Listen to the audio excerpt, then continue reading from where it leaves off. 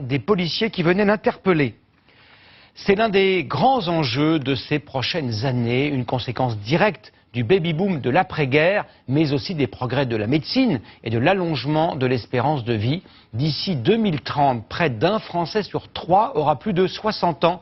Une région, l'Auvergne, s'y prépare déjà avec énergie et imagination. Reportage Nathalie Chiesa et Céline Olive.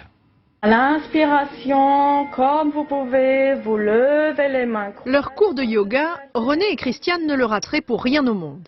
Pensionnaires depuis quelques mois seulement dans cette résidence pour seniors à Vichy, les deux femmes profitent au maximum de toutes les activités proposées. Ça me détend, oui, oui, là vraiment je suis très détendue, j'aurais presque envie de dormir. Salon de coiffure, sauna, massage sont à 2 pas de leur logement. La garantie selon elle de conserver tout en vieillissant une vie sociale dynamique. Avant j'habitais en HLM, c'était triste de me sentir toute seule. Et tandis que là, il y a toujours du monde, il y a du passage, tout ça. Alors je me sens plus en sécurité. Dans le secteur de l'immobilier, voilà plusieurs années que des agences ciblent les personnes âgées qui ne veulent plus vivre isolées chez elles, mais n'ont aucune raison d'être placées en maison de retraite. Pour un montant compris entre 1 200 et 2 000 euros par mois, les résidences-services incarnent l'étape manquante entre domicile et hôpital.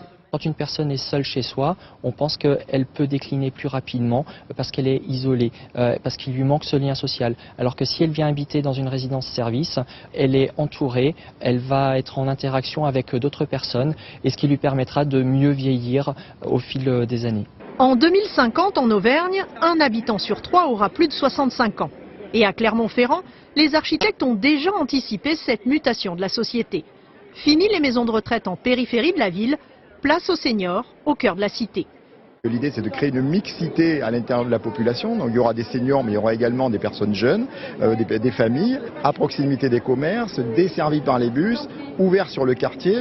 Allez, encore, allez. Les promoteurs ne sont pas les seuls à vouloir faire de l'anticipation.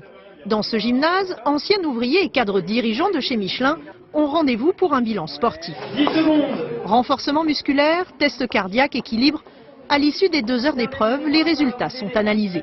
Et après, ça nous permet de nous les orienter sur des activités physiques auprès d'associations pour justement améliorer leurs capacités et améliorer leur santé et le fait qu'ils se sentent mieux dans leur corps en fait. L'entreprise clermontoise, associée à une mutuelle, tente d'inculquer aux assurés le message suivant: bien vieillir, c'est avant tout vieillir en bonne santé. Cette journée de prévention a le mérite de rassurer, mais aussi de stimuler. Ça donne confiance en soi, d'une part, et puis ça permet de se tester, chose qu'on ne fait pas souvent. Oublions cette image du grabataire, au contraire, quelqu'un qui a 80 ans aujourd'hui correspond à quelqu'un qui avait 60 ans dans les années 50. Enfin, d'ici 2050, le vieillissement de la population va favoriser la création de nouveaux emplois, et pas seulement dans le maintien à domicile. Nouvelles technologies, tourisme, bien-être, dans les salons pour seniors, les offres sont en plein essor.